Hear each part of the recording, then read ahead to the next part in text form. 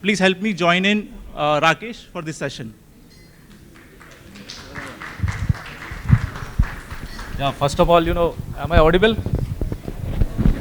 Am I audible? Yes. Okay, I got nervous, that my laptop is not working. That means still human required to fix all this, right? Like we need electrician or plumber or this kind of human, because this AI cannot fix right now. Yeah, sure. I can build a product, but due to the time constraints, maybe some certain things, but I'll show you, you can go live with that code or the whole architecture, whatever I will show, you can go live. I think this collar mic is also not in favor with me. Okay, so just one question, that anyone did some kind of a vibe coding earlier? You did. Many people did. Okay, what you have used, like Lovable, Figma Make, GitHub Copilot, Bolt. Okay, great. So that means you know a little bit of thing. But today, what I'm going to show you, you will forget about Lovable, you will forget about all this, tool what you just mentioned. They are great, but they are not scalable. And that's what I'm going to show you. Okay? Give me the hand. Product which I have designed without using any design tool. Okay? By the way, in last 2 years I am doing this vibe coding or prompt to prototype or something like that, and I spend almost like $3,000 worth of token just to do the practice. Why I'm talking about this? Because without practice, you cannot actually achieve. It is not a one-day thing, and every time you have to practice, and then you will be like, expert. Okay. So first, I'll show some live example, and there you will understand what is the possibilities, right? And then I will talk about my AI design playbook. It's not a standard playbook which I follow, and I actually use that playbook to build these kind of product. Then I'll talk about tools, my own tech stack. I will show how my Claude code configured, what all skills I'm actually using to do that, how I configured the entire thing. You can copy and you can do it as per your own thing. And then I'll talk about a little bit of prompt strategy, because you have to make some strategy. I'll share some templates as an outcome. You can use that, but don't just copy and paste. You have to modify it, and you will understand that. Then we'll do live, like there will be no PPT. You and me both will actually, do the live. We'll build something, okay? And then, of course, we'll talk about some Q&A and resources, okay? So let me show you first what I have built in last couple of months or last 2 years. So Pinkeshji is here, so I also support some of my work to help with Delight Loop. So recently, last week when we met at IPL office, so he asked me that I want to create dynamic template. Can you do that within 1 day? I said that yes, but give me that 1 day, right? So I'll show you what I have designed for that. And this design, whatever I'll show you, it will not look like an AI generated design. There is a technique also. So these all are templates, okay? And you see, these thumbnails are also generated using the code, means the prompt. And every element, if you look at, there is a, like, if I zoom a little bit, you can see small design elements are there. This all design using prompt only. And of course, my prompt skill, okay? Let me go inside one template. This is basically landing page. What in case you asked me to design that, why don't you design this landing page and all will be dynamic. And of course, there'll be video, there'll be some other thing. And if you look at these shapes, like the curve and border areas, they look like it's a design by a professional designer. Of course, it's prompted by a professional designer, but the output you can see, it's not like simple, lovable thing, correct? And this I able to achieve within few iterations. Now if I change so in the right side, I'll change the personas.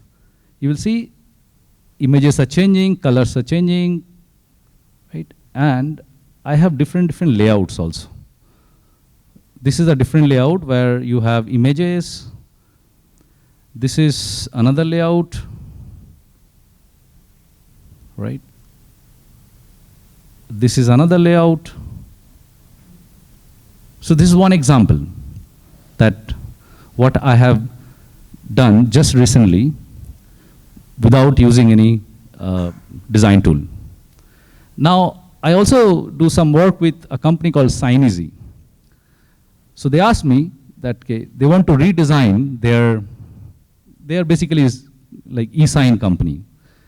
They asked me to design their homepage, and that should look like an AI native homepage. So if you actually log in SignEasy, you can see the top section look like same, and my work started from here. Right? You see there is a chat. Okay? If I click here, it expands, and I can start typing, and then all use cases are covered, and then right side got sticky. Okay? And if I click on Ask Lumen, their agent, so this opens. So all these are design and prototype just using the prompt and no use of Figma or Adobe or anything. Okay. Of course, my own website, saasui.design. Previously, I used to run this website on Webflow, and like manually, I had to do a lot of things. This website is basically a real, like example of the product, especially for SaaS. So I actually vibe code this, and previously when my site was there with Webflow, I had only 156 links, and for SEO purpose, links are very important. Now through vibe code, I have 1,599 links, and my site ranking went up like anything. And ChatGPT, Gemini, they all are recommending when someone is searching for like this SaaS screen or UI or best SaaS example. So my traffic gone up, and all this I have done myself. No, any other person involved. Only thing, I was very clear what I am looking for, and these AI tool actually helped me to do that. Okay, apart from that, of course, where I'm working right now, where I'm also building Scholasty, which is a learning management platform, and this also live, and you can see it's actually done by vibe coding only, right? You see this kind of design, by default it will not come. Of course, you have to prompt it properly, and that's what I'm going to show you, that what is my AI playbook, and we'll work on this, right? So apart from that, previously I used to work with CrewTrim, where the entire CrewTrim AI cloud platform is also vibe coded by me, and it's a huge application. So that's a real kind of an application where there was no involvement of front-end engineer. Me and another designer worked, and then we handed over the code to the backend team. They actually just added the APIs and all. So That's basically, I'll just quickly show. Kruthrim means is not a AI company. They are basically a cloud company, by the way. So like AWS. I'll just quickly show that existing user thing. This is the entire, so this almost 7-8 months back, and if you look at, it's a whole application, right? We have different model hosted here, and it's all a design without even using any Figma file. It's a whole application, okay? If you go to their playground, they have different use cases. So you can see these kind of use cases they have. If I change, it got also changed. So this is the possibilities. And now I'm going to show you, okay, what is my AI playbook?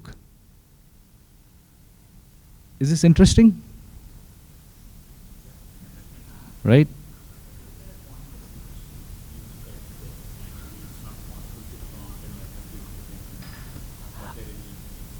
Yes, there was a time. So we'll come to that when I will talk, because I think a lot of answers are there in my presentation or the thing, right? So this is my AI design playbook.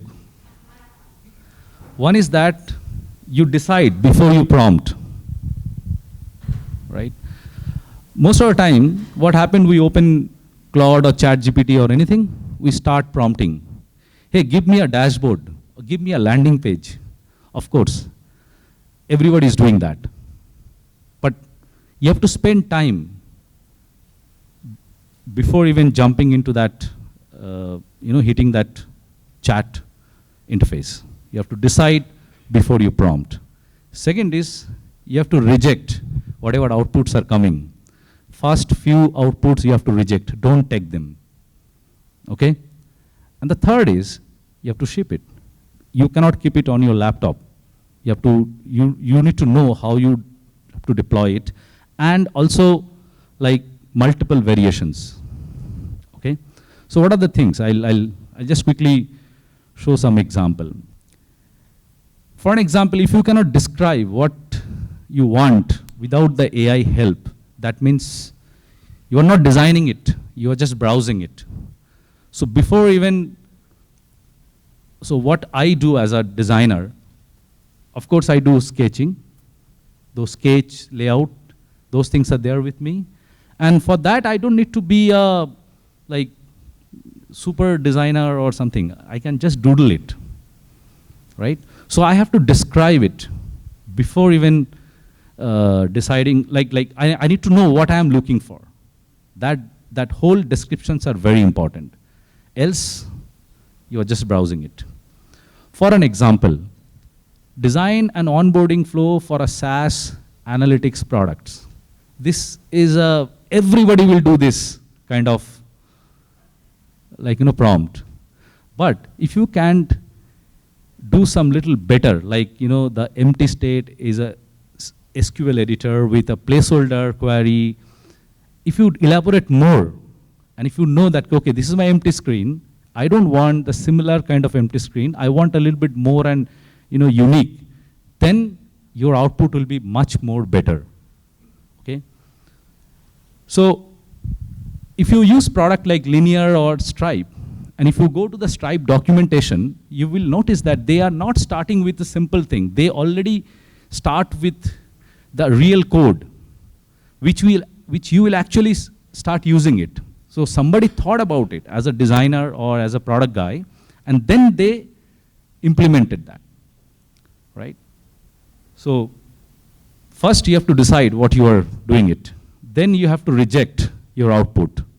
Don't take the first output, because the first output will always be almost similar what other people are also doing it. Because these models are trained on the same data. That same framework, all model trained. Either your GPT or Claude or Gemini, they have the same data set. They have the same book. So you have to reject that, right? So round one, it's obvious. Round two is kill that obvious. And then find that angel, where you can get that. I'll come and I'll show you what I mean to say that. So basically, I'll just go to the example, then you will understand. So if you look at that 404 page, as of now, everybody will say that page not found, go back to home, correct? That's the default, and AI is trained on that. So if there is a 404 page, your 404 page content and my 404 page content will be same if I accept my first output. I cannot create the differentiator, right? At the same time, you'll see the loading state is always the same because AI is trained on that. So you have to reject this. You have to be little creative. So linear, what it does, they don't show that loading. They show their shortcut key, what you should do next on their loading screen. But that you need to know and you need to prompt it. If you don't prompt it in a natural language, then you cannot actually get that output. Okay? Similarly for GitHub and all. Now, this is what is my playbook, that think, stop, and then think what needs to be done. And don't accept the first output the moment you are getting that dashboard. Okay? And another question, now I'll talk about tool. And you also used some tool like Lovable, V0, Replit, or blah, blah, blah. But these tools will die very soon. I'll tell you why. Because they all are using the same model. The Claude, Gemini, they did multiple orchestration on that model, and they gave one interface. But today, when I'll show you, when we'll do the live session, when I'll show you the capabilities of Claude or maybe Codex, they are building the same thing. So these tools, what you are using, they cannot produce better result than the actual model, what these people already ship. Now, as of now, this is the entire AI tool stack available in the market. Some more are coming. But I'll tell you, if you are doing only the creative stuffs, like creating some brand images, creating some like elements and all, then it's slightly different. And I'll also show one website. Actually, I forgot to show that. I redesigned that website, but I use another platform to generate brand assets. So there is brand, there is web design, there is design system, there is the final shipment. But I don't use everything. Now I'll show you what is my tool stack. This is what is my tool, tool which I used. I use Claude. Of course, I use GPT and Gemini, but there is a reason why I use multiple tools. All my strategic work is done through Claude. All the creative thinking and the visual thinking are done by GPT and Gemini. Sometimes I use V0 for quick wireframe, because that's faster way to do the wireframe. Now I think I will eliminate that. I will not use because Claude has that capabilities. Magic Pattern, another way, it's a different tool which can generate like unlimited number of concepts. Let's say you are designing one particular setting pages. Now you want different kind of like concepts. So Magic Pattern can help you to generate that. And the final thing is Cursor AI or Claude Code. So I actually eliminate Cursor AI because I don't use now. I directly use everything on the Claude. And last, this Higgs field AI. So any video, image, or anything you want to generate, Higgs field has a lot of models. And that's the best as of now I have seen. And I'll show you what kind of things Higgs field already generated. And I have used in my one of my application. And then in the right side, of course, you need Vercel. Without Vercel, you cannot deploy it. Or similar kind of platform. maybe Railway or something else. For your file management, you need GitHub. So this is what is my tool stack. Okay. Now, before going to prompt strategy, anything is coming on your mind? Okay.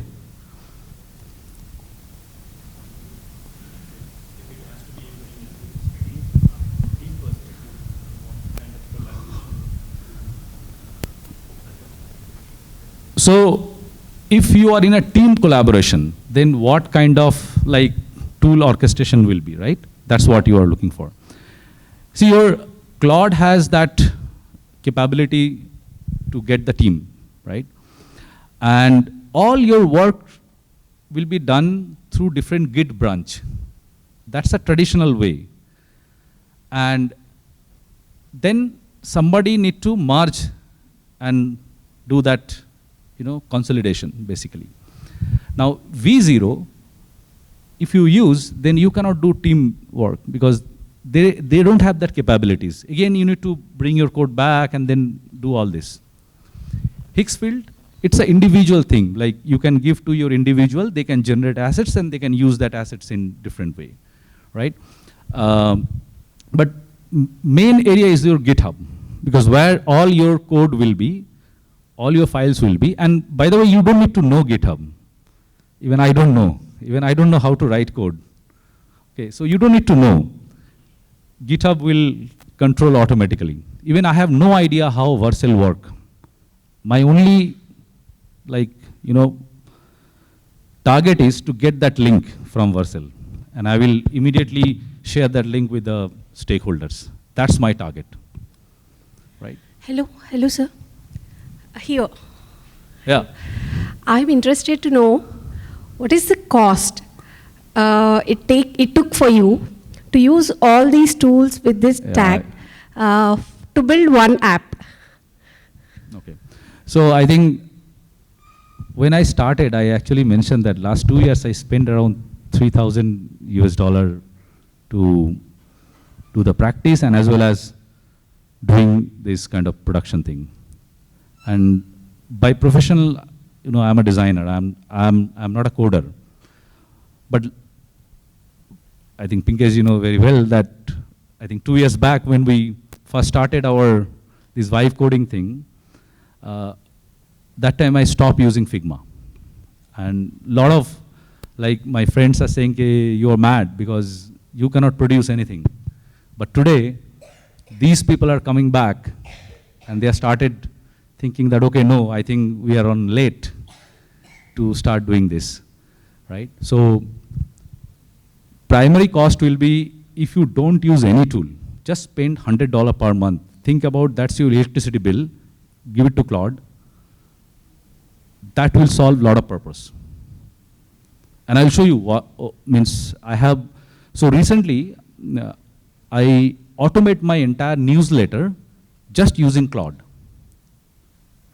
And I'll show you how my Claude is set up and everything. I have a question. Yep. Yeah. My name is Sanit.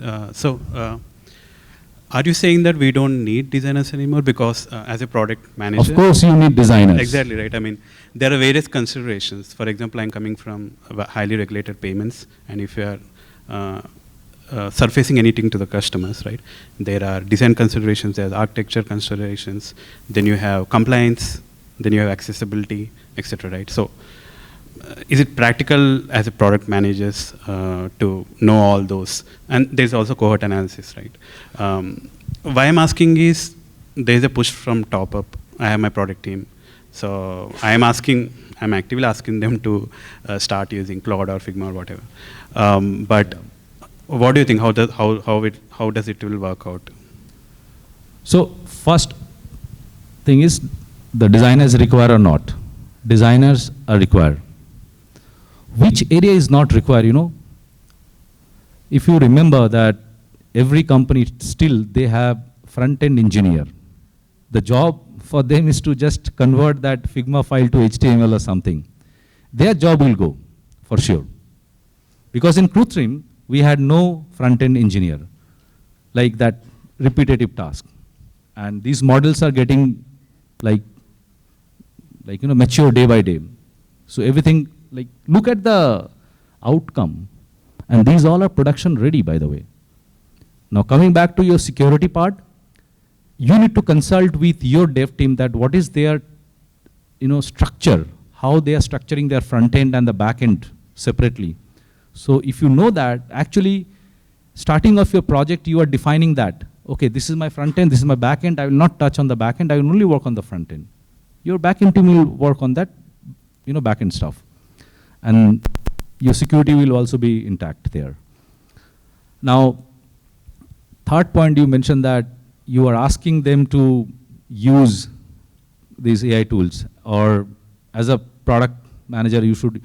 So for product people, the first thing they should do is, before even going into any designer or anywhere, they should start using these tools to create the MVP or create the first, like the version of it.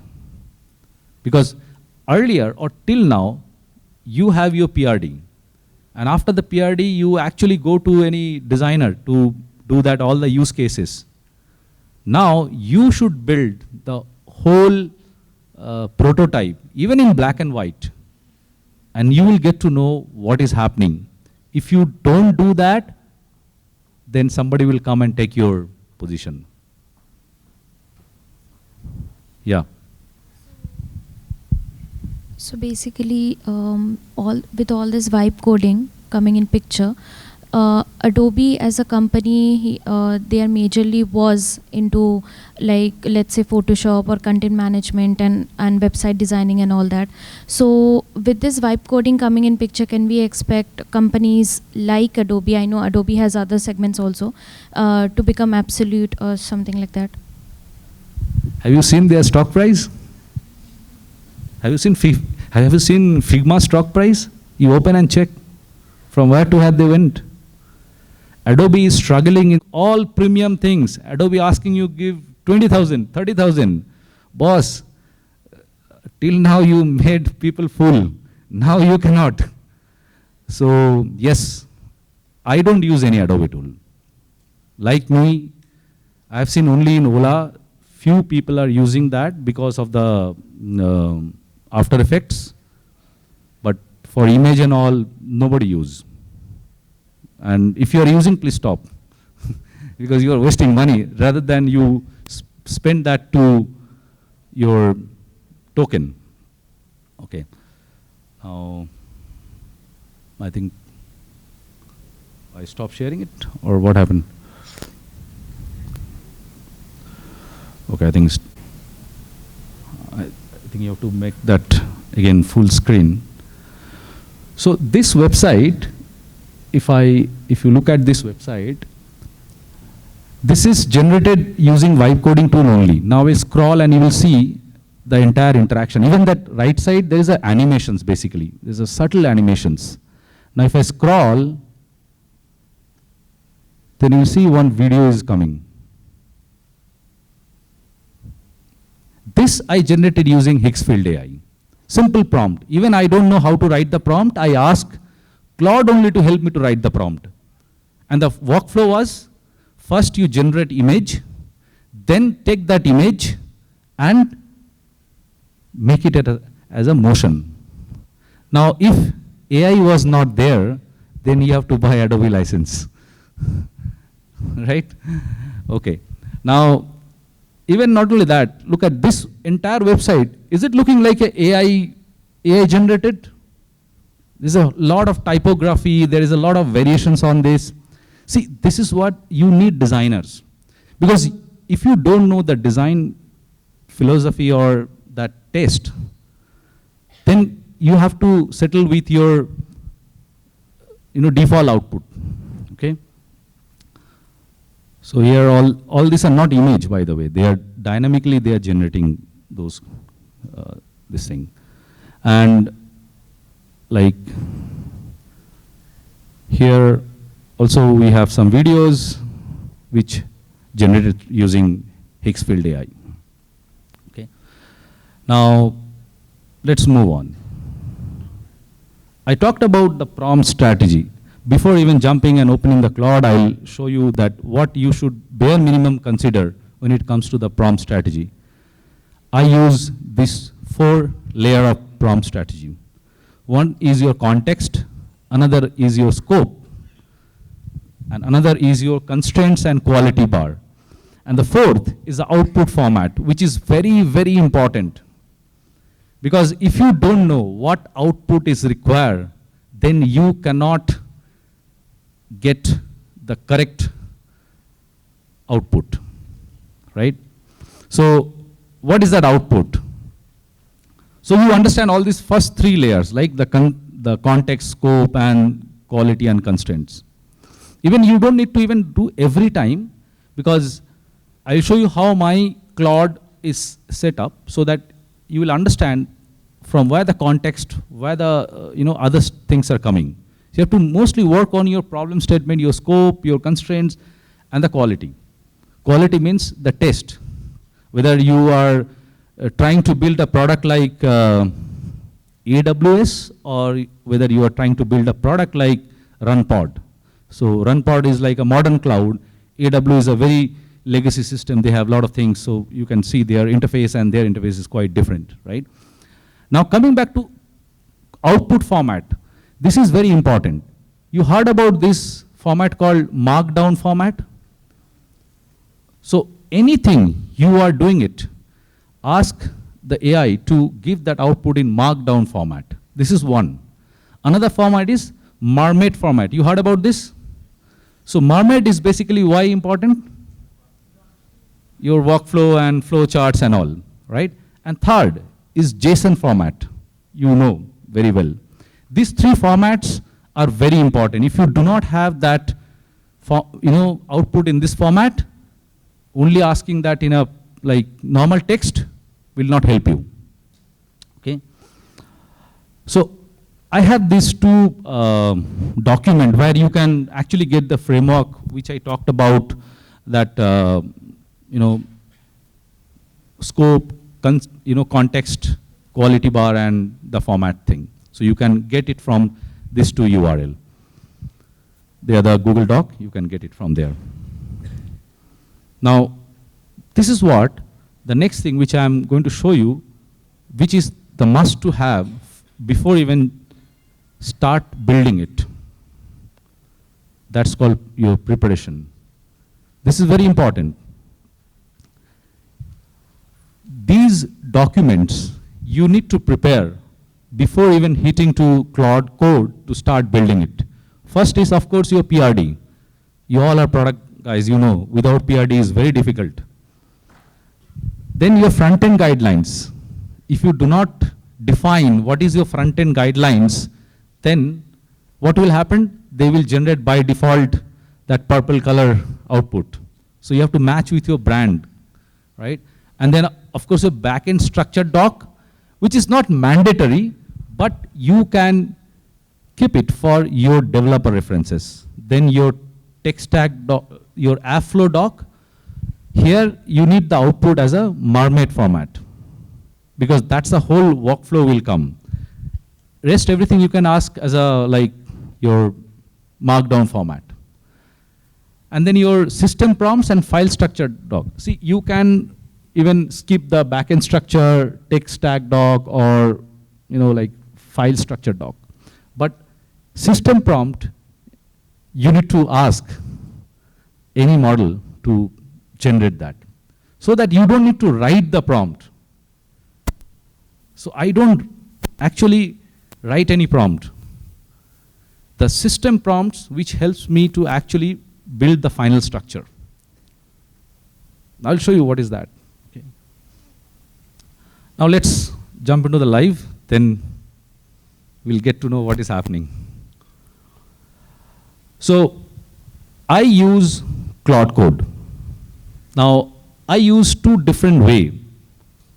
I install Claude application, and also I use Claude Code using CLI. Now why I do this? First I'll show you why I use Claude Code as an application. You have this Claude Code as an application installed, right? Okay.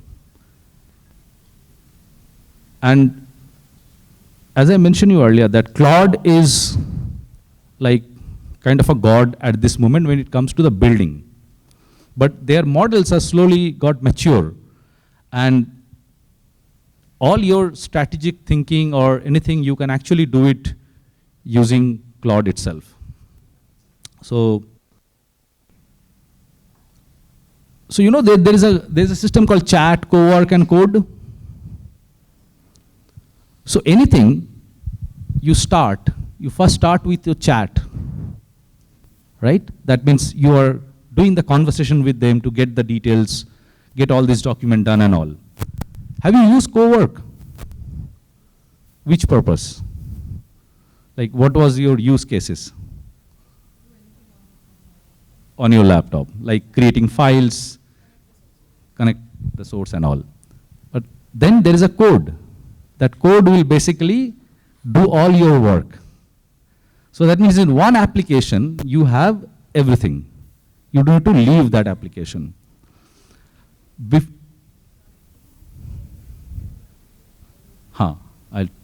Yes. So when you are doing brainstorming, when you are doing some strategic thinking with the AI model, that is your chat. And that also, you have to know, okay, which model, no, there is no agent right now, which model you have to use and which skill you have to call. I'll show you what all skills are installed as a designer or as a builder, what all skills I have installed.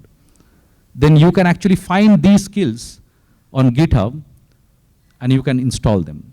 Now, once you have done your research or your brainstorming, then take that summary and go to co-work. That time you may need to generate some document, presentations, and other thing. Give the whole context. Refer that particular project. And then co-work can actually pick from there to do all your day-to-day tasks. Even when we are sleeping, they will work. You have to just open your laptop, like switch on your laptop, and now I think they have cloud, which is a little bit expensive. They can do the job. Now, once these activities are done, now you want to build something. So you take all the context, and then you move to code, Claude code. Sorry, again, that's you have to help me again with this, sorry. Okay? And then, like for me, I have to give some permission to browse my site and check the quality of my design. So I actually prefer these domain. I have allowed this domain to go. Even if you don't need to ask me, you go ahead and check if I do some work. So go check and do some kind of like quality things and come back. Now, what all skills I have?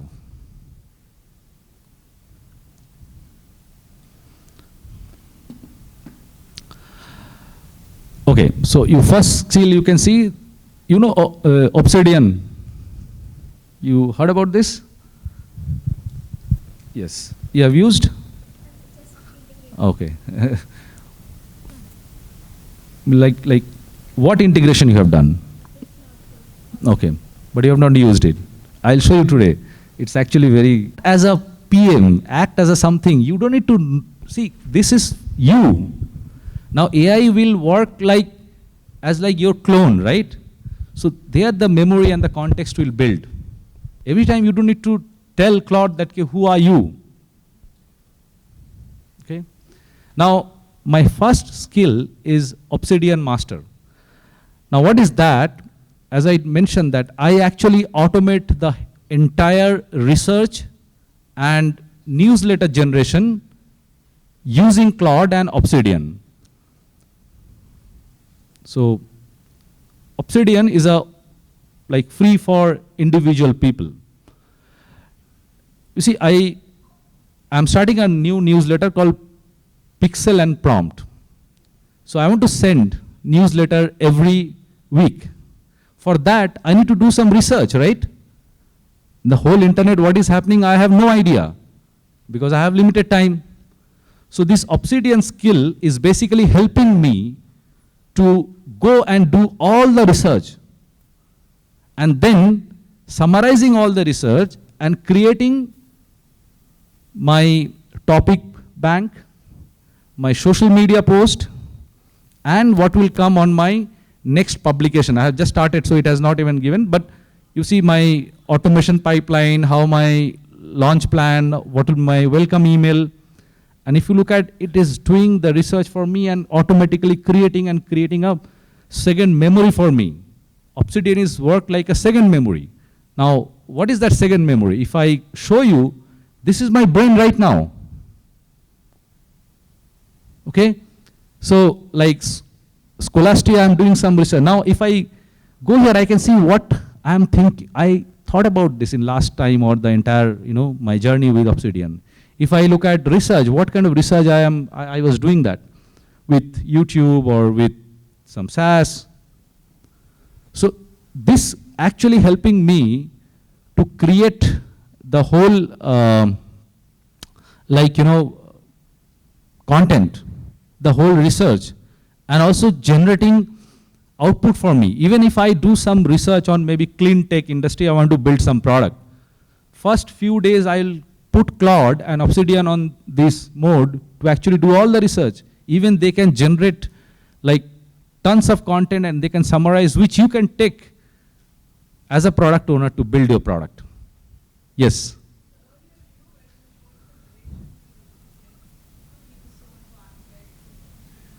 Yeah. So there is a GitHub skill. So you go to GitHub and search for Obsidian skill. Obsidian already created that. You have to download it and install this. Mine is slightly customized. Yes. You will get every product on GitHub, by the way. You don't need to build from scratch. You take that repo, clone it, start building it. Even Cursor is a clone version of VS Code. And then they fine tune it. And then they are in 100 million ARR or 200 million ARR. That's the opportunity. Then I have Nano Banana Pro prompt. Now, when I will generate image, so I need this Nano Banana Pro skills. Because as a designer, I need to generate some images. So I install this. Okay? Then I have a prompt master skill. That means if I don't know any prompt, and if I call this prompt master, it will help me to generate my prompt. Right?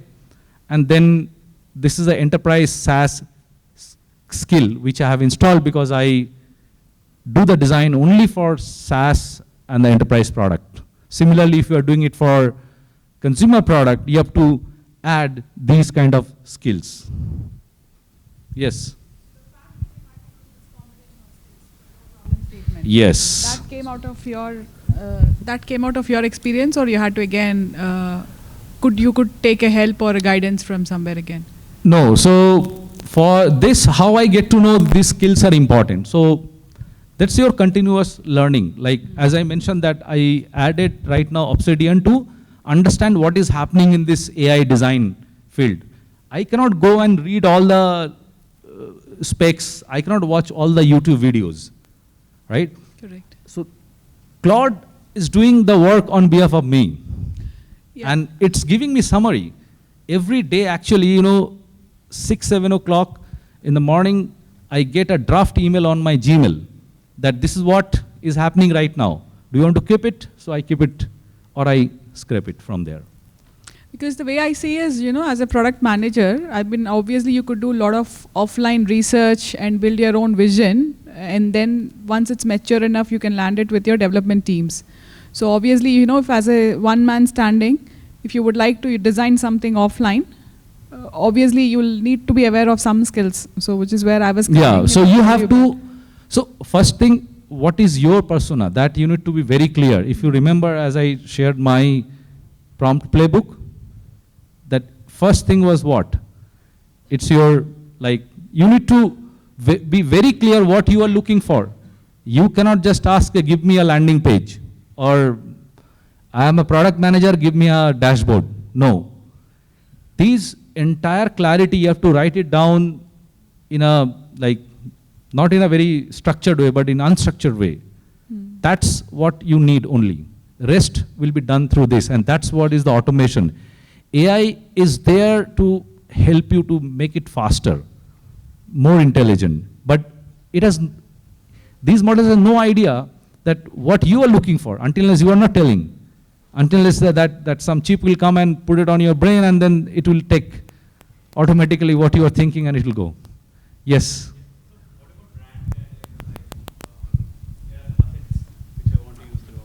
Can I attach them here? So that you cannot put it as a skill. That is your, like for me, this is a vibe design coding skill. But this vibe design coding skill will actually take, so brand assets you need to pull from your existing code. For each and every design? For like one project, like let's say you are working for, let's say for this PLF, you are building something, right? So PLF has their brand assets, brand guidelines, you have to just pull once. If you have noticed, for Sign Easy, I shared one example, I just pull once. Now, tomorrow if I do anything, I will not again call the brand guidelines because it is already there. Okay. It will maintain. In fact, it will be 200% better than what human used to do. These models are very good.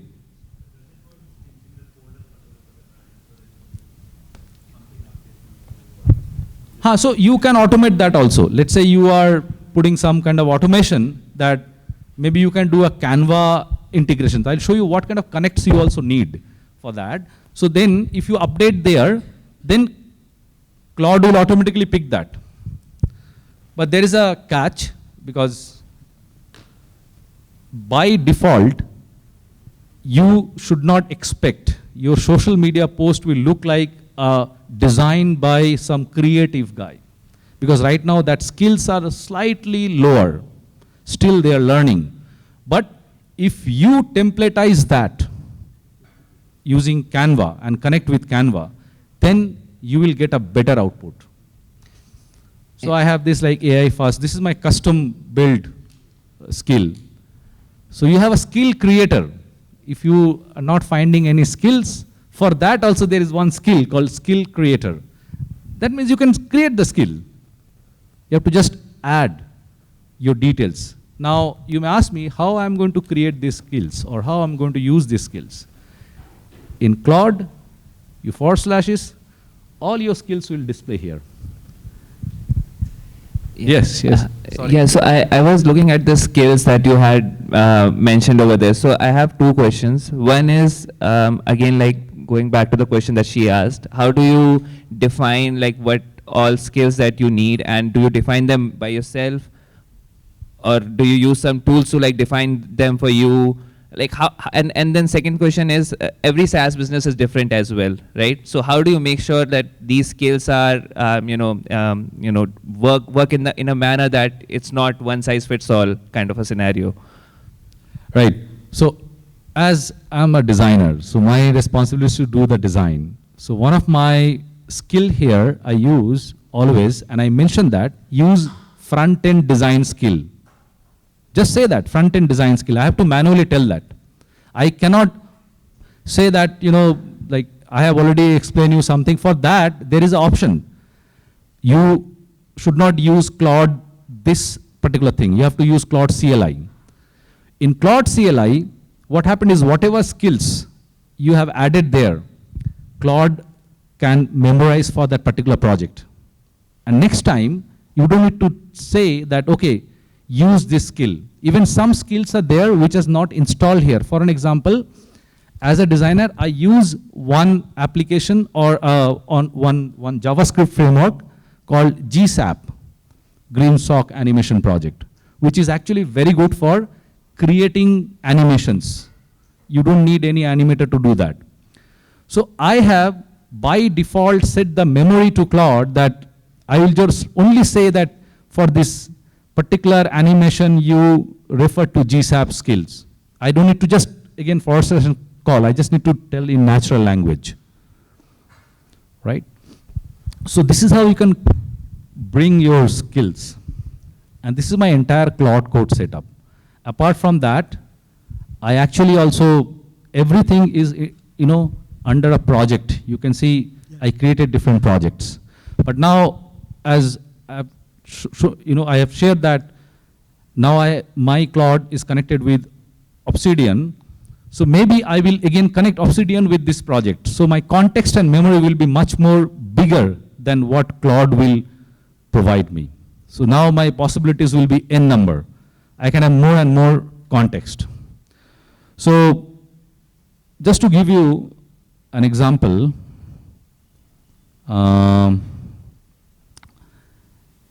so there is one product which we have called Aegis Vision.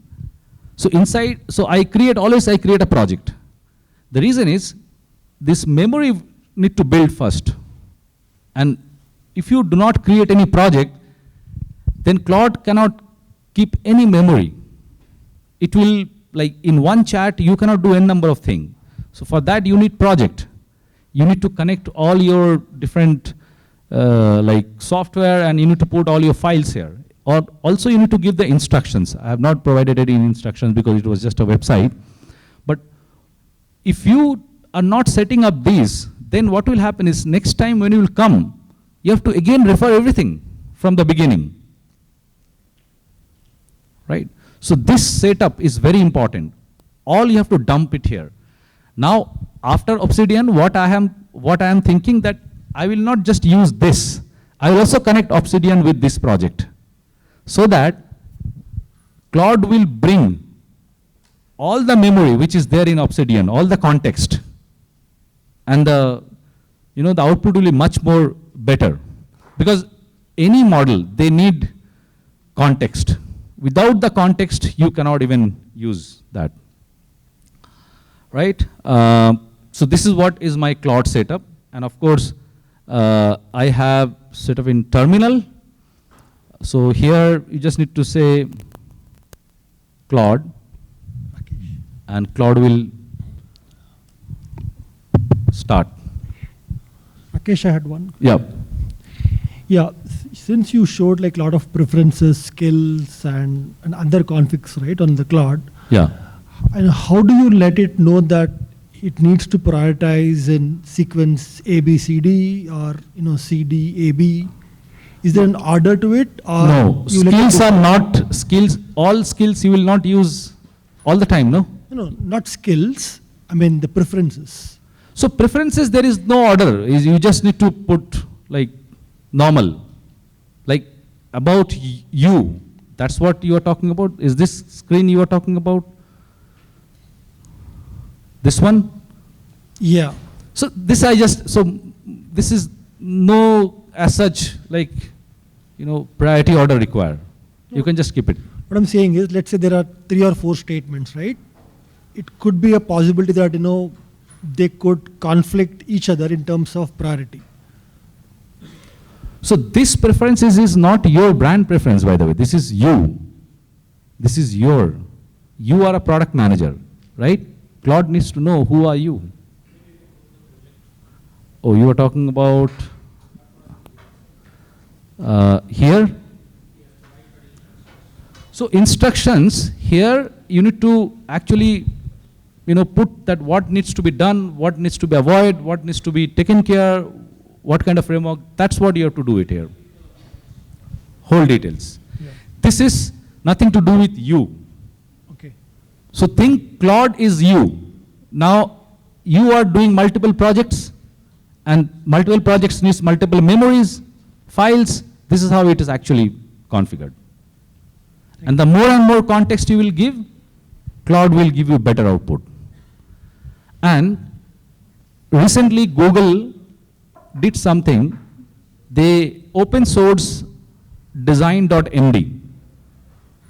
If you go to your GitHub, you can actually see that design.md repository.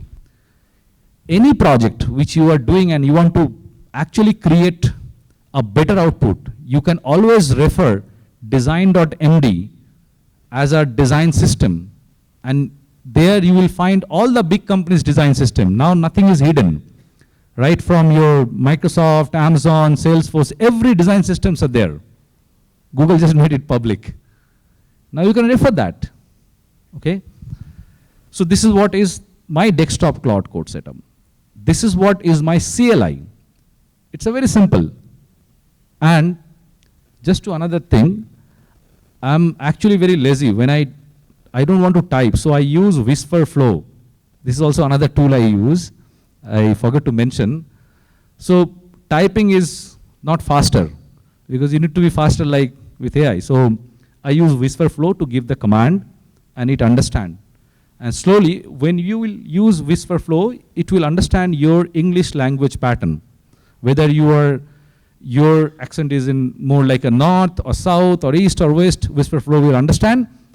And you don't need to even think about your spelling mistakes and all. And that's the easiest way to increase your productivity. Let's say I can say right now, hey, let's go to Apps AI website, which is under document folder. How fast it is, right?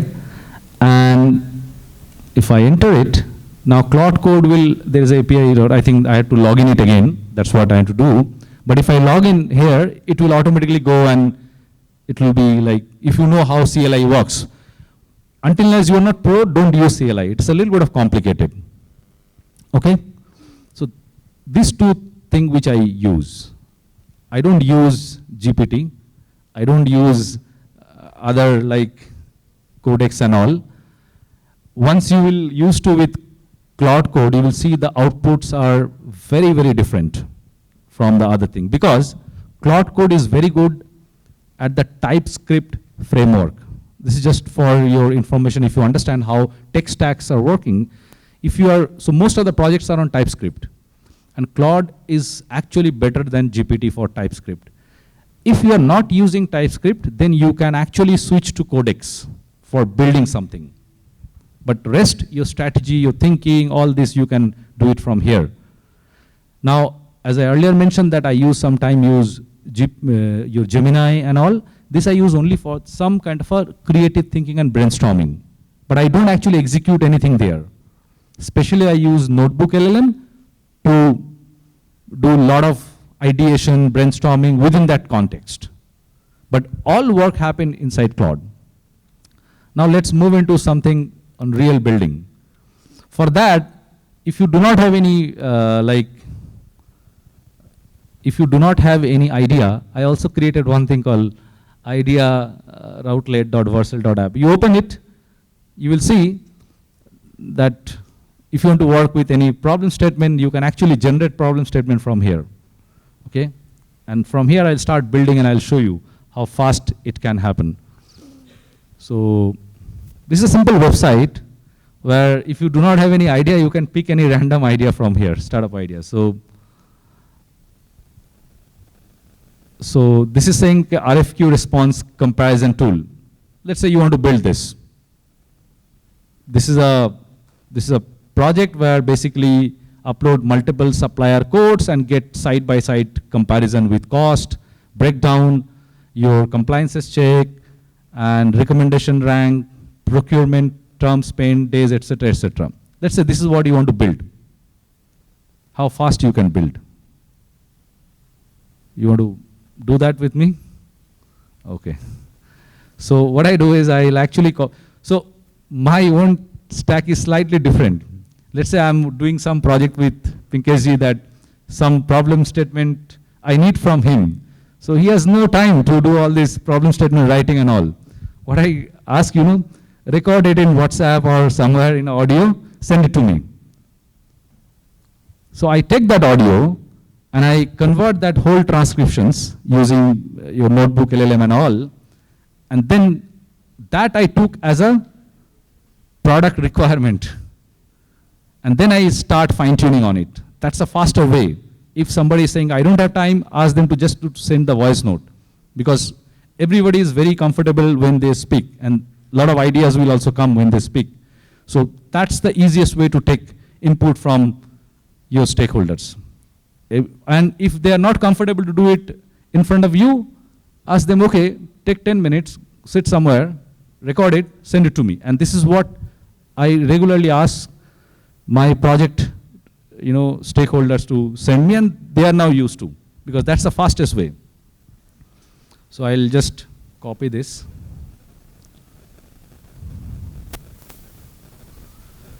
And the first thing which I do is, I actually go to Claude, I create a project.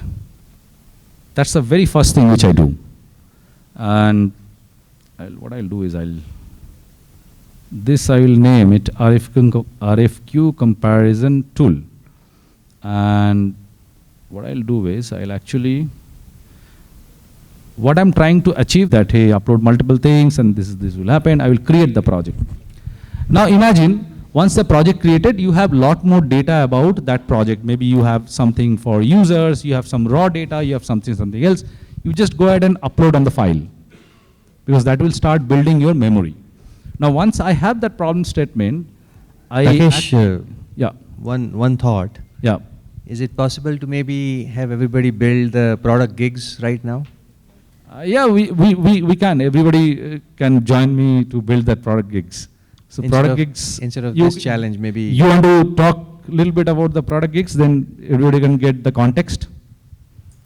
So is everybody going to build a different challenge, or they're going to build one? What do you guys want to do? Build one, or everybody wants to build your own? Build one. I think build one is better. You can compare and see results, right? So here's the challenge we were discussing 48 hours ago. And so this is as fresh as it gets. Every early stage professional, especially students, they want to crack an interview by showing their skills. But they don't have an opportunity to do that at their own undergrad, their college, right? Same thing for maybe some of you, even though you're not early stage here.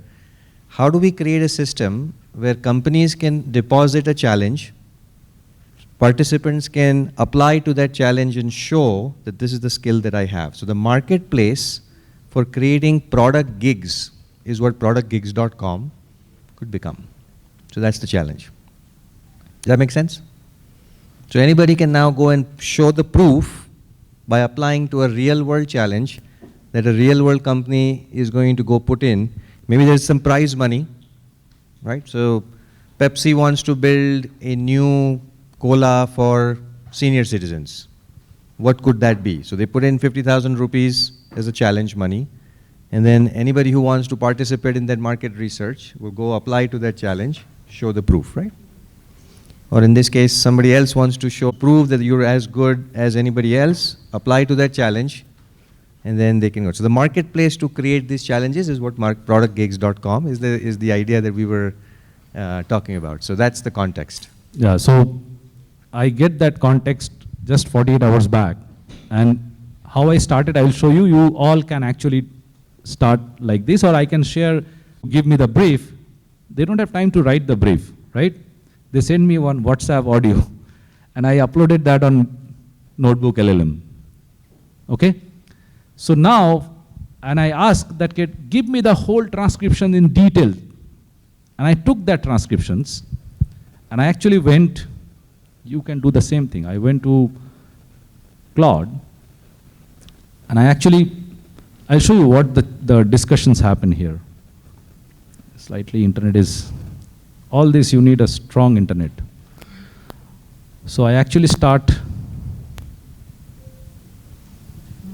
just 1 minute.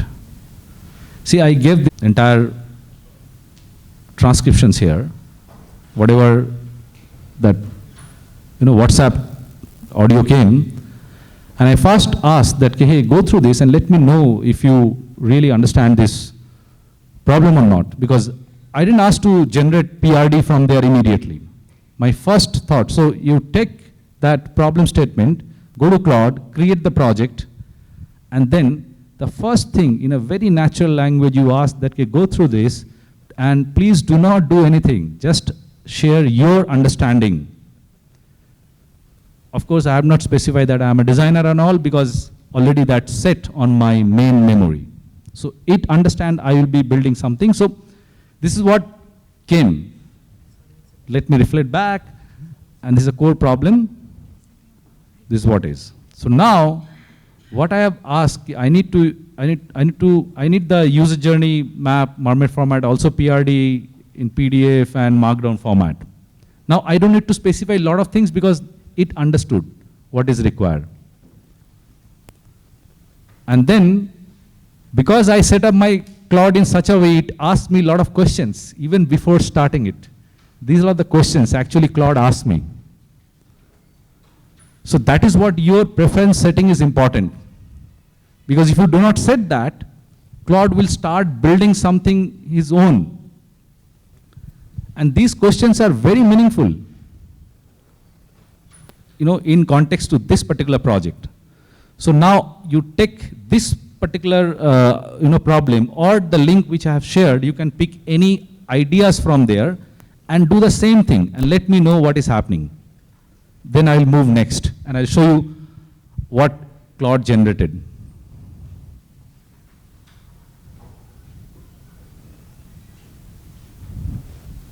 You did?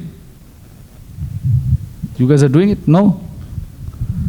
See, as I told you, don't just browse, you also need to do on hands-on, then you will understand. Right? Otherwise, it will be a beautiful movie, but you won't be a part of that movie.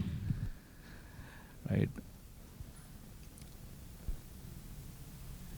So, in this time, actually Claude took a little bit of time, and around 3 minutes it took to actually generate those PRD and other thing.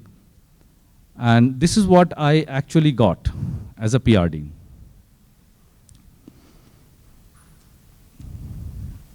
I think they need a little bit of faster connection. That's what it's not showing it. So this is basically your the whole user journey, what you are talking about, that Marmite format, right? And I specifically asked this because I will be using these to build. Because without these context, I cannot build. So my build start quite a long, like after doing a lot of this background work, and then I start building it. But somehow I am not able to open it. Let me see.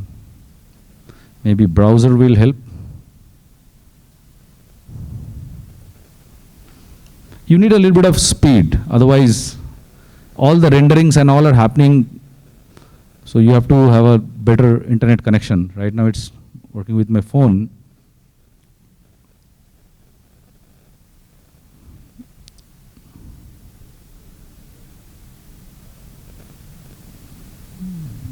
Or else I can download that from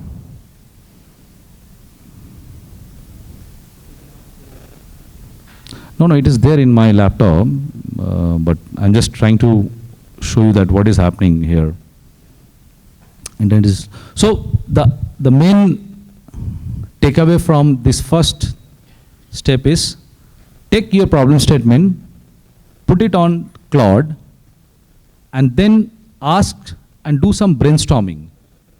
And you have seen that Claude is asking questions because I set it up in such a way that don't execute anything without the clarifications. So Claude will ask you very meaningful questions related to that project. And you have to answer. If you do not answer, if you skip, then you will not get that output.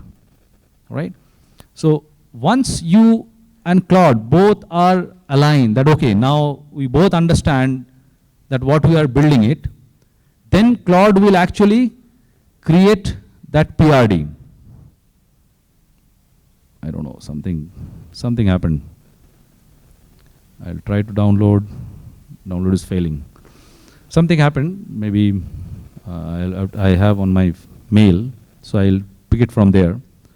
So, and always don't just generate the PRD, ask to generate the user flow also, and ask them in these 2-3 format. One is the markdown format, another is your Marmite format, right?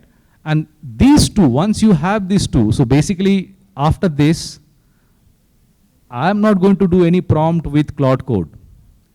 I'm simply, the next thing which I will ask, if you remember I show you some file requirement that your, I don't know what is. So something. So like your PRD document, app flow diagram, then your system prompts, then your file type, backend structure. So if I'm really building this, I will actually ask to generate all the files from here. But if I, for this demo purpose, what I can do is, I'll actually, somehow this is,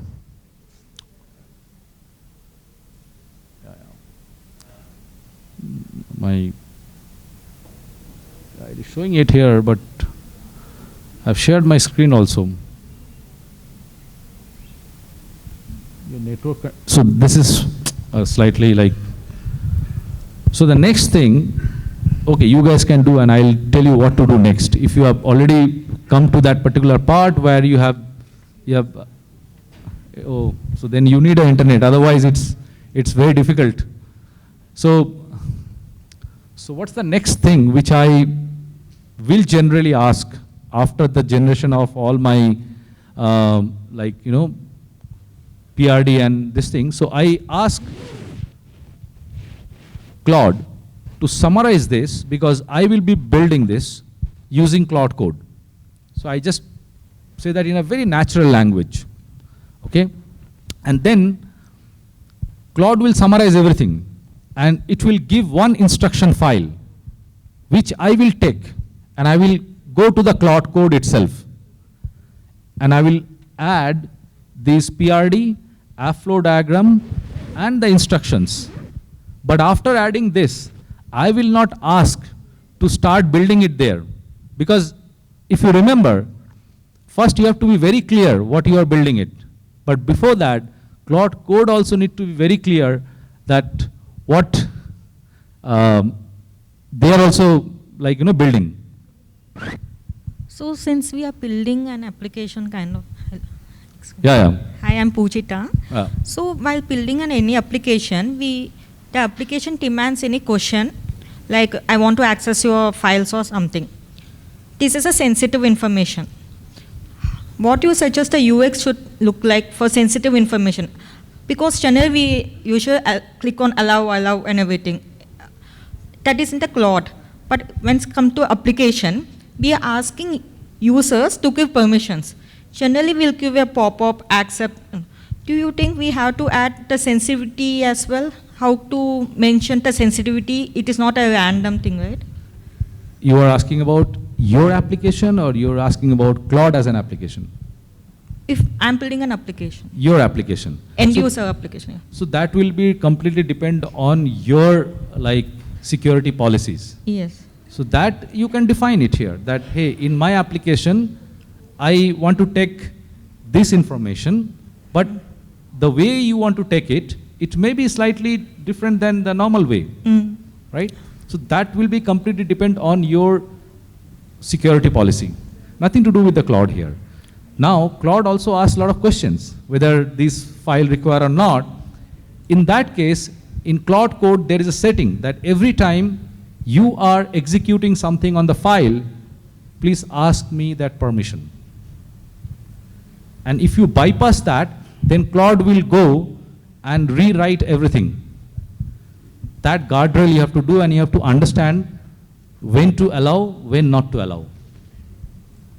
That's the basic thing you have to guardrail there. Okay. Especially when you are working with your live code. For an example, today, 3 of my projects, I actually directly, share the code with the development team, where I design directly on the front end.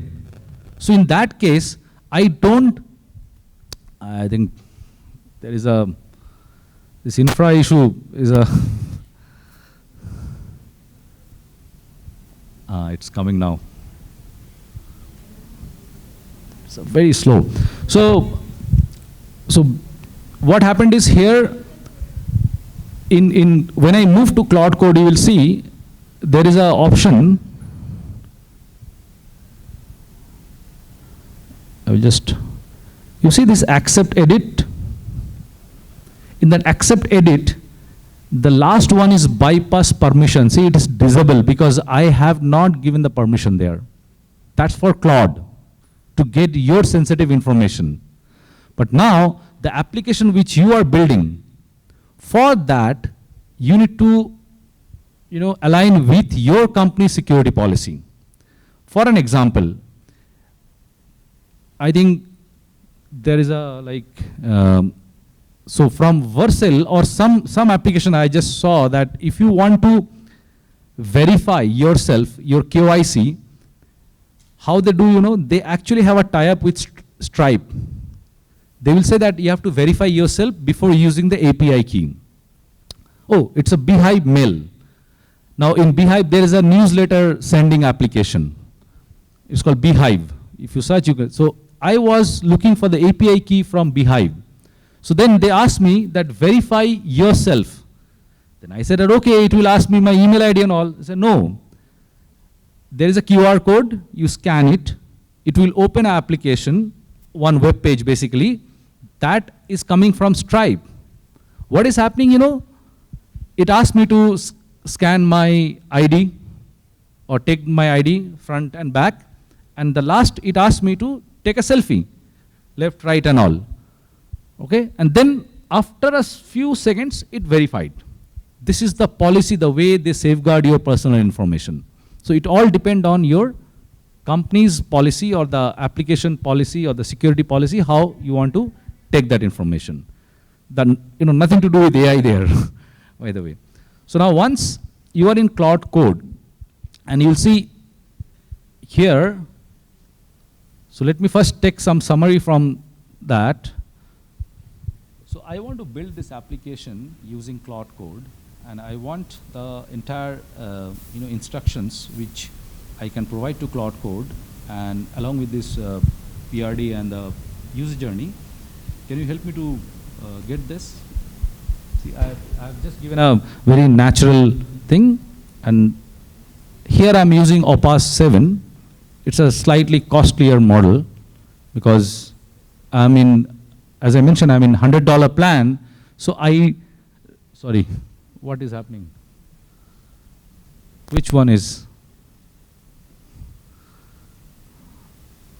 So in a $20 plan, you will get lost within few hours. So the best option is spend $100. That will give you 5x, and it's decent because I have seen that the kind of application which I have built, I never run out of my credits. So the moment, I'll show you from here. So it's very difficult to see, but if you know that the moment I ask to create the that instructions, Claude is asking me some questions. Yeah, I'll again show. So Claude is asking some questions. I have shared that. It is there already. So, sorry, but here infra got little bad. I don't know if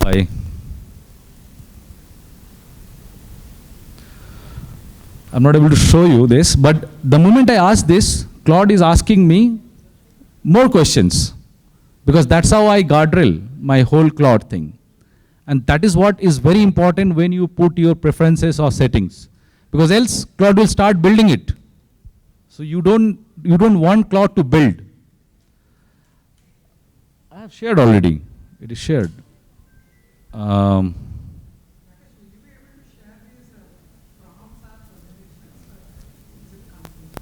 so I already shared a couple of things. Of course, nothing is confidential. You can get it. See, no, as part of the training artifacts, because people are able to connect, are not able to browse, and I don't have power, for example. There's no power here. So the arrangements have been very good here. So I'm just saying some artifacts would help to offset for the infrastructure loss we have. hope they have some ways and means to share these without infrastructure problems. So, yeah, I will just show you that this is what I asked, and see, Claude is asking me questions. That it understands that clickable prototype, full stack MVP, front end, back end, no HTML, what I want.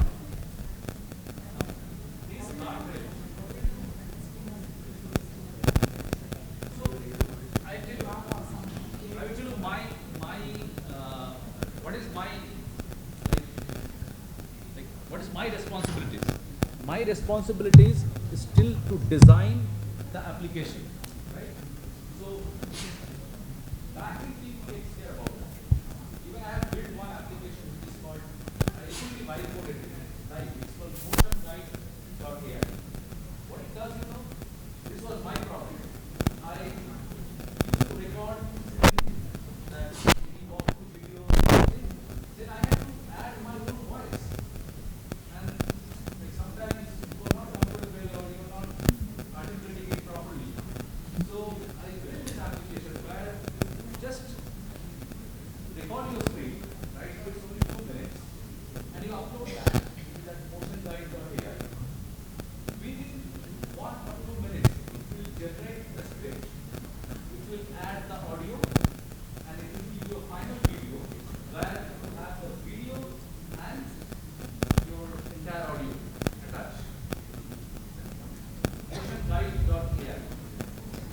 So I actually fully vibe coded it.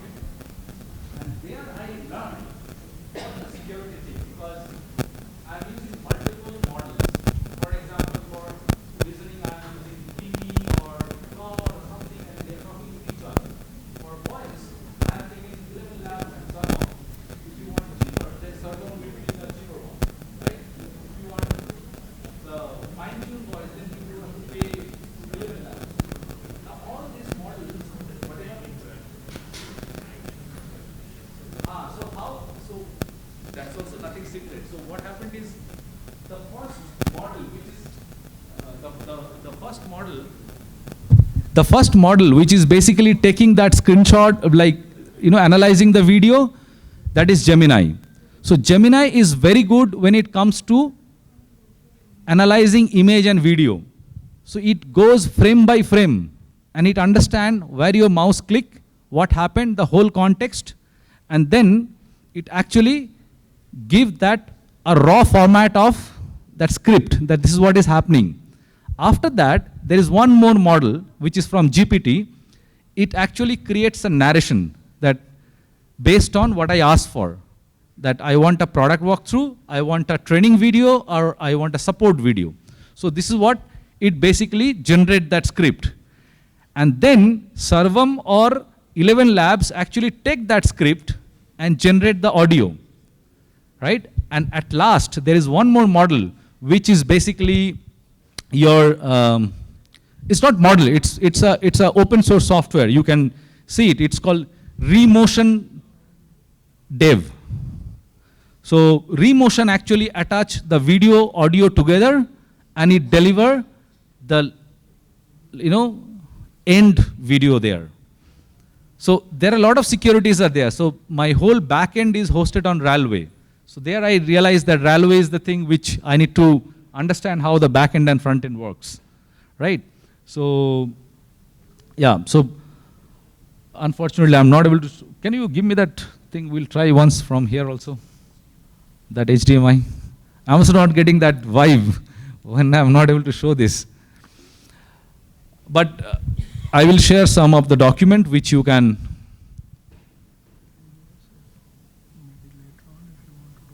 Lord is asking me some questions, okay? So I can say that, okay, I need this for a clickable prototype for the first time. I don't need anything built, right? Then again it is asking that it is for learner only, then learner or sponsor, or their audience. They are asking about the user interface and the users, right? So I'll say that all of them. And I'll say that, okay, Next.js and TypeScript, that's a default thing. I will do in local machine only right now. And if you notice that these kind of questions will ask until as you are not configuring your cloud in such a way. By default, some question can come, but this meaningful question will not come until as you are not doing that configurations. Okay? In the meantime, what I'm going to do is, okay,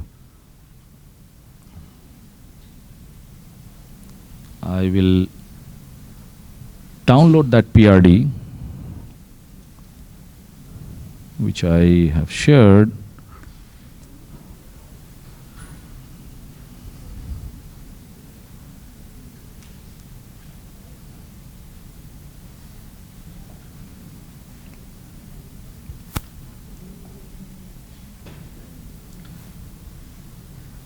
So till the time it's generating, I'll show you that how the PRD actually look like, what Claude gave me. This is the PRD which Claude actually shared with me. Okay, the whole target users and everything. This is a solution thing. And now, of course, I need to validate it as a product owner. I cannot blindly take on this, but this is how the PRD generated. And then I have the markdown format, which maybe I will not take it right now. Let the Claude finish the job. And one more thing is when you use higher model, you need to wait for some time because the higher model take a little bit of time because they will do some accurate thing. If you are going for Sonnet and all, they will not do that, detailing. They will quickly finish and they will give you some output. Okay. So once it is ready, let me move to Claude Code also. I'll give. Okay. So now here so once I have the instructions ready, I have to come to this Claude Code. And here one of the things which you have to do is, first you need to make sure that at the bottom you have the local. You see there is a local. And there is also one more thing called the folder, because Claude Code need your local machine folder to keep all the files. Later on you can sync with your GitHub, but let me create one file here, one folder here. I'll create this. Their skills are very low. They are early mover to bring that interface, but you can see I am using only Claude to build this. I'm not using any fancy tool because this is what is evolving. So if you remember at the beginning what I mentioned, that these tools will get vanished, and it's true. The moment their VC money will go, they won't be able to survive. And that's the reality. Yeah. Co-work for what? No. So you have to understand, co-work is for doing summarization. Co-work cannot handle all this, your GitHub repositories, and co-work means your, Claude Code co-work? No. Co-work is just for creating files and all, automating tasks. Code means it's actually building the real application. It's for real application. Now it has asked something. Let me take it back and let me read it because I cannot zoom in that particular Claude Code. I read all the full thing. This, ready to go or answer. So it asked me two questions. Repo state and all, doc, mismatch, Claude MD session profile, PRD. For this demo purpose, I'll take a risk a little bit. And what I'll do is I'll ask that go ahead and build. And here, one thing to remember, if you are seeing that your prompt is too big, then ask Claude to make it smaller, because that's the context which basically Claude will take. Otherwise, it will start hallucinate and it will build something else. So it will ask some certain permissions, and then it will. So these permissions you can bypass, but I have not done this because I work with the real project, so I need to check what is happening. Otherwise, good question. So if you want a little bit of faster, if you want a little bit of less token use, then use CLI. If you have no idea how CLI works, then use this. Because CLI is mostly like, that interface is very simple, no? But that's super fast. Like it will, like here it may take 1 minute, there it can take 20 seconds. So that's the advantage. And also, yes, less. Also, in CLI, another advantage is, I think CLI is using the latest model from Claude itself. Here, what I have noticed, the output from here and the output from CLI is slightly different. They are much more refined. Here, the output is little low. But now you can ask me, okay, can I use cursor to do this? Cursor output and this output will be almost similar, but CLI output is far better than cursor output, because cursor already did some kind of a like guardrailing with their own model, and that become a problem. So I used to use cursor, but I completely removed from cursor because the output was not coming, because the cursor's own memory is very low, right? So CLI is always better. But this is also good for doing your, see it will take, and here no, it shows that how much time is taking and what number of tokens it's using. And if you're in a lower plan, then your token will, cost will go like anything. You have to again recharge and recharge. Right? So you have to give money to this tool, otherwise you cannot use it in free of cost. Google has free, but the output is horrible when it comes to this coding and all. Because we are using it in real projects, so we have seen that they are not capable to do all this. Codex somehow they manage, but like I have never used, so I don't know. Yes.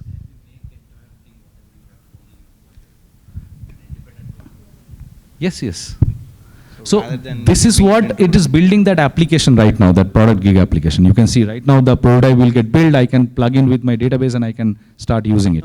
No, not like a database plugin or something like that.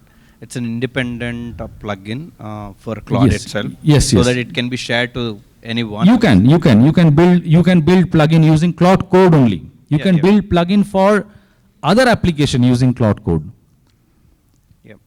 So that I can see that there are a lot list of skills has been captured here. Yes. So rather like, to have a better context, so can we compact it and keep it as an independent plugin, or if it is like, it is integrating with any other tools, can we use a specific MCPs there to build this one? Build this plugin, or? I mean, as earlier asked, right? So if it is working with the teams, especially, so can we make it as a collaborative? So first, again, I'm not sure if I understand this correctly, that you want to build a plugin which will have all the skills or something, and then you can ask Claude because you have put ample amount of time to build all these stuff, this framework, right? So can it be reshared as a plugin? So in team account, if you have team accounts, I think the skills are already shared. Okay. You can share that skill. So in Claude Code team account, it is shared. So you don't need to again rebuild it. But now, so I did that, what you are asking, I have not built the plugin, but I switch my laptop. So I'm using this laptop, and now if I want to move to the other laptop, then I need to set up everything on that laptop. True. So for that, I asked Claude itself, why don't you give me the whole instruction and the setup file that I will not copy paste anything. So what happened, it actually gives a file which is called .tz something, which has all the instructions and everything, and I run that on terminal. It is not on the Claude. I have to run that on terminal. So the whole configuration moved to my new laptop. That's how is possible. But you can make plugin for sure. See, here it will take time because it is building your entire application. It is installing your Node.js, everything like your Next.js and all. So you have to have a little bit of patience for the first time building. And I'm sure the application is also quite big. So it will take a little bit of time and a lot of token already consumed. The good part is, once you will see the output, you will actually, your aha moment will come, right? You will understand that till now it was everything as a thought. Now once you will see the first screen, your visualizations will be more like, you can start thinking more on that, and you can iterate on that. Here, I have to bring it here, then I'll show you, because I'm not able to read, but I don't know if I can increase this. No, there is no option to increase. Correct. I can. What it has done is, it created the Next.js, folder structure and all are done. 2 things to flag of your awareness. Next.js a security advisor. Okay, I will bypass this for the time being. Session 1 complete. Session start as a fresh instructions. Ready to session. So in that instructions file, I believe, because I have not checked it, Claude break the activity itself in a session 1, session 2 itself. So it has installed all the prerequisite. It has configured everything, and I don't know what he has done, but now it is asking to do the session 2. I'll say that yes, start. So sometime you don't need to even know what all codes are there, because that something is required to build that application. Even as a non-coder, I have no idea what it is building right now. Okay. So session 2 has started. So the point is, this is a big application, by the way. It is not a small application. That's what is taking time. But if you are building small, it will be faster. Yeah. In your laptop, what's this what it is generating? Did you pass any instructions anywhere? Yeah. So it has asked, okay, what will be my tech stack? So I say that Next.js and TypeScript. I give that, okay, you go ahead with this. If I want different tech stack, if I ask him to do it, it will actually install this. So Claude will definitely ask this, for sure. But one thing to note is that here, I think I give a bigger prompt, but don't start with this big, because sometime it can create something else. You have to start with very small.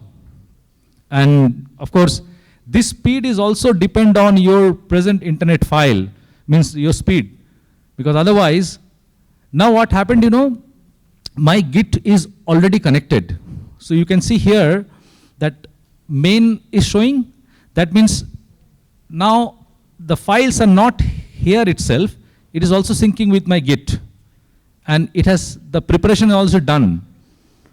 Right? So anytime I'm done, I can actually commit to Git, and then I can link that Git with my Vercel to create exact link, and which I can share with my stakeholders. So you have to wait for a few minutes. I know it's quite late. Yeah. Have you see your difference between 4.6 and 4.7? I see from Sonnet to 4.6, but did you see the same thing with 4.6? See, honestly, I have not seen any major difference. Only difference I have seen that they are actually asking for more money. Yeah. 4.7 has like low, high, and medium. So that basically will cost you. So, but as far as the quality is concerned, I have not seen any kind of changes. Yeah, that's what I felt in my personal and office work also. I'm stick to 4.6. Maybe there are some changes, but it has not impacted on my any work. Okay. So that's what I feel.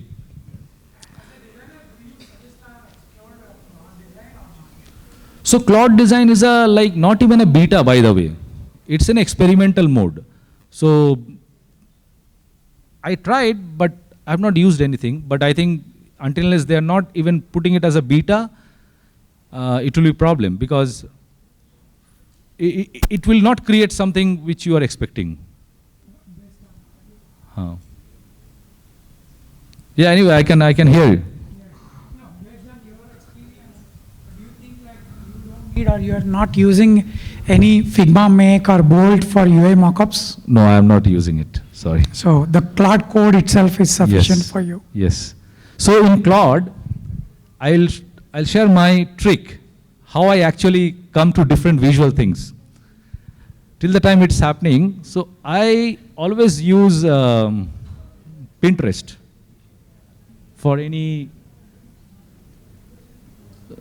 So you know Pinterest, right? Yeah, yeah. This is a favorite place for all the designers. So I take screenshots. So let's say I want to take any UI screenshots from here, not the animation, only the UI screenshots. So I simply take this as a screenshots, and first thing what I do, you know, I actually copy this, and let me start a new. What I'll do is, please analyze this image, and I want artifact, exact same design. The UI will be exactly same, the color will be same, and the output will be Claude artifact. So first I create one artifact. You know artifact? Yeah. So it is a mini version of your application, right? And I take and I refine the artifact here, and then I add it inside my prompt. You know, application. I take that artifact, I say that now you implement this. That's how I'm actually copying design and implementing it, and then refining it. Few area you need, like if I want to use some kind of videos and all, then of course, as I mentioned that I use Higgs field or the other, you know, application to generate the images and all. So Rakesh, you generally specify the artifact type also, right? But here you haven't specified the artifact type. So I give the screenshot as a reference. It will create the UI. UI, okay. But in type, like HTML or SVG or what's the type? No, I just need that UI. Now after the first artifact, if I need interactions, so then I will again ask Claude that maybe use framer motion. See, by default they will use framer motion. You don't need to tell. But if I require some specific thing, then I will actually tell Claude that use GSAP. GSAP is Greenstock Animation Project, which basically will create better animations. So again, it will take some time to build this, and you will see that artifacts are, generated there. Unfortunately, this will take a long time, but I will share what generated. So actually, it will generate, and it will give you the whole application. And the bad thing I did is I put everything in once. I should have done it, one by one. Let me get that this thing also. Rakesh, I have one question. Yeah. Here. Sorry. This side. This side. You can. Oh, this side. Oh, okay, sorry. This side. Yeah. Yeah, so I was saying that the entire application is dependent on Claude. So isn't it like what I'm trying to say is entire application is dependent on one application, right?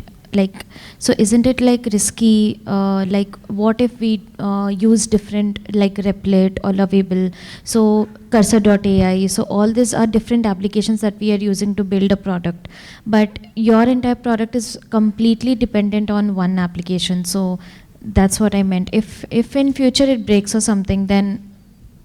So if you remember what I mentioned, Replit, Cursor, Bolt, and everything, they don't have their own model. They are using Claude. They are using Gemini. Even in Cursor, you have to select which model you need to run. You are indirectly depend on Claude code only. So, and the code which is generating, that is not dependent on Claude. That is your production ready code. That you can take and you can ask manually to do this, even without any AI. But the fun part, if you put one developer to write the entire application, see, I think this artifact, the screenshot which I gave, artifact already generated. Right? Now I can fine tune it. I can say that, okay, I don't need this, or maybe this color, it can change. See, I have not used any Figma here, but the artifact already generated here.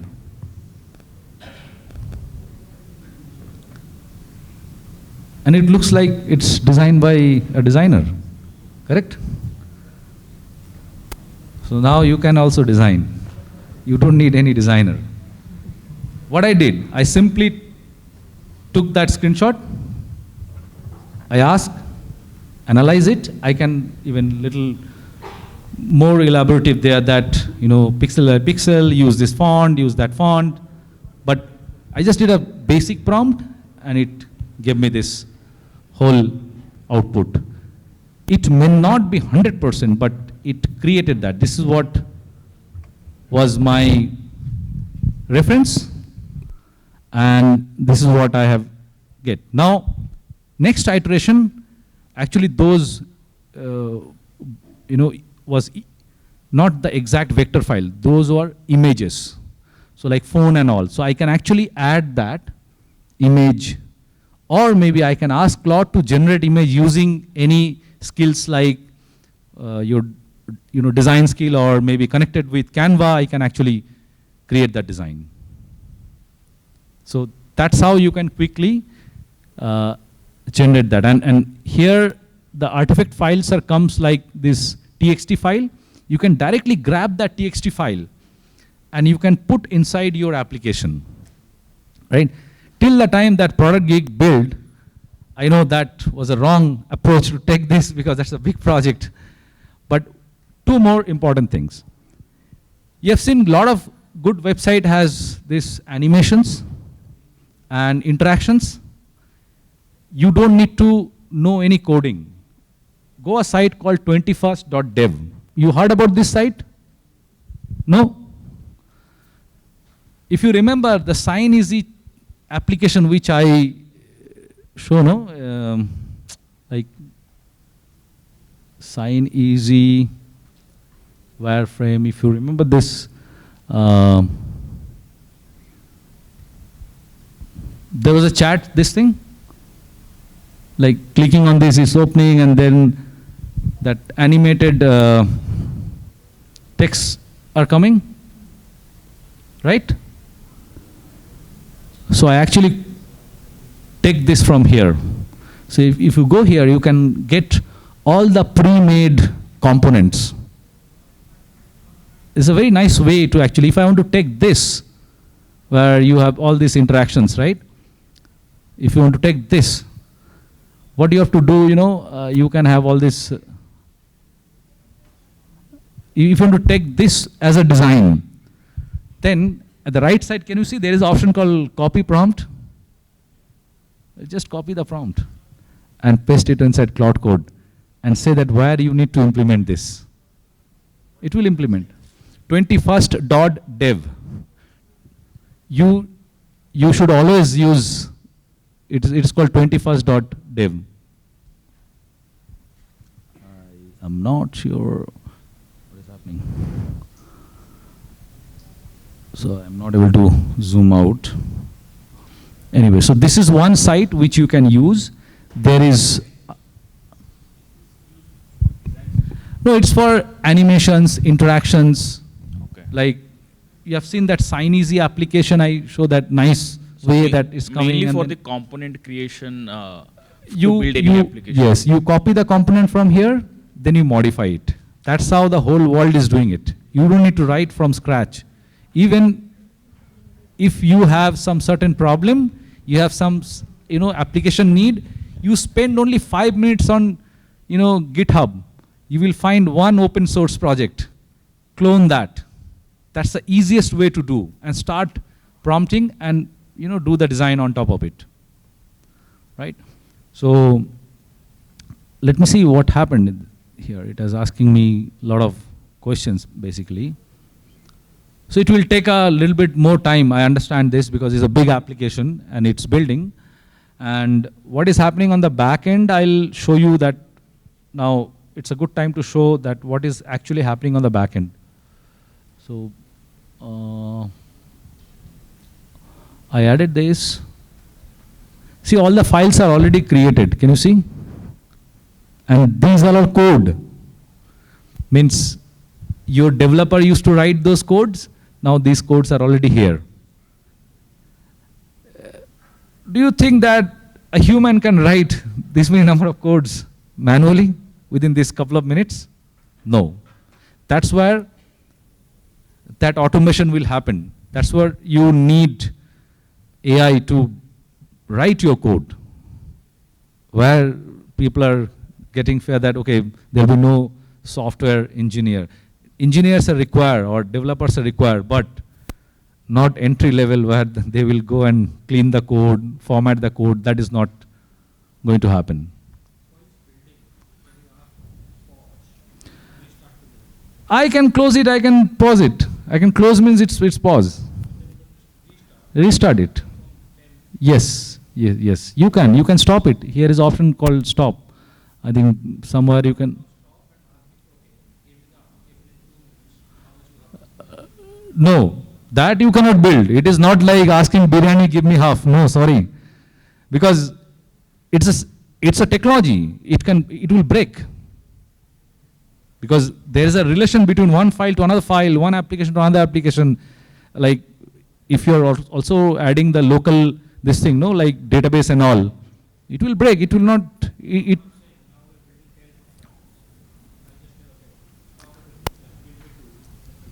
Then I need to refine the prompt and I need to ask that remove everything and then start only that particular thing. Because for this application, what I have done is I asked to build the entire application.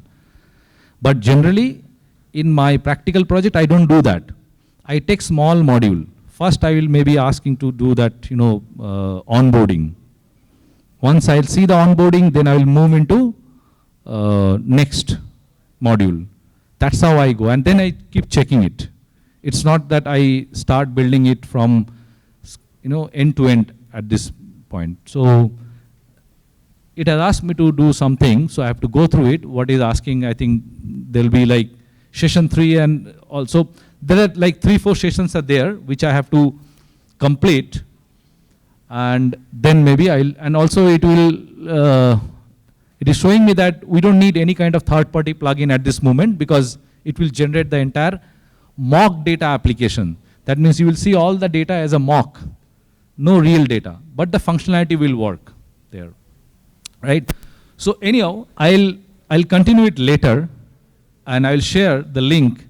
But the next process, basically from here, just to conclude, once I have the application run, I will simply connect my GitHub or my org GitHub, and I'll push this code to the GitHub.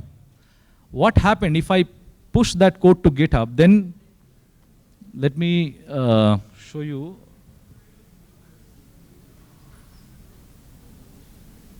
So this is my GitHub right now, and you will see I have lots of projects are there in my GitHub, okay? So once the code is here, then the next step, because here you don't need to do anything, you just need to make sure the code is coming here. Next thing, and these all are one-time setup by the way. I go to Vercel. You need to create one account in Vercel. I think you will get a free, but once your project will get, you have to pay for deployment. So here, there is a new and the project. Vercel also connect with your Git. There is option to connect to your Git. And you will see all my Git code will display here. And I will just say import. I don't need to do anything. I'll just say import, and these all are one-time activity. Once I will import this, then it will start building like this. So right now, if you look at the application which I shared like for Sign Easy and all, they are here, right? So you will see that link. From here, you can actually get that link, and this link you will actually share. So this is the main link where I actually created some versions. I first create some wireframe. This is how I start. I start with the black and white wireframe. I don't even start with the visuals. And then stakeholder gave me some feedback that, okay, go with the version 3. This was the version 3. Look at the wireframe. It's a very, very loose wireframe because I need to get quick feedback within next 5 minutes or 10 minutes. Once stakeholder is saying, okay, fine, I'm fine with this concept, then I actually build this. right? And once you connected, now you can bring your other developers or the designers on the same Git platform. They can take branch. Git means is something just to, file versioning. They can take the branch, they can work on the same particular code or repo. Then your small DevOps team can help you to, structure this if you are in org. But if you are in, personally you are working, then don't need to worry about it, you do it yourself. Yes. Have the agent to run your computer. Can you just switch once here? I'll just show one more thing and then we can wrap up and then we can switch this once. Okay. Okay. So till the time it will build, I will actually share the link and also I'll share the Git repo. You can clone and you can start building from there.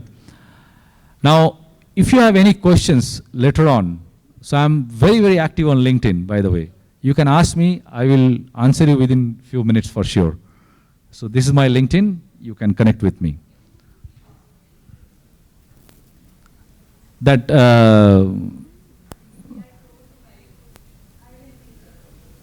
AI? Yeah, so they will give. So you can connect with me and previous screen they will share. And this link you can generate. And once the code is ready here, I will actually share the Git repo also. I will ask them to share the Git repo. You can clone it from there and you can do that. Yeah? Thank you so much. Sorry for this. Oh, just 1 minute. This one? Okay. पहले present किया था.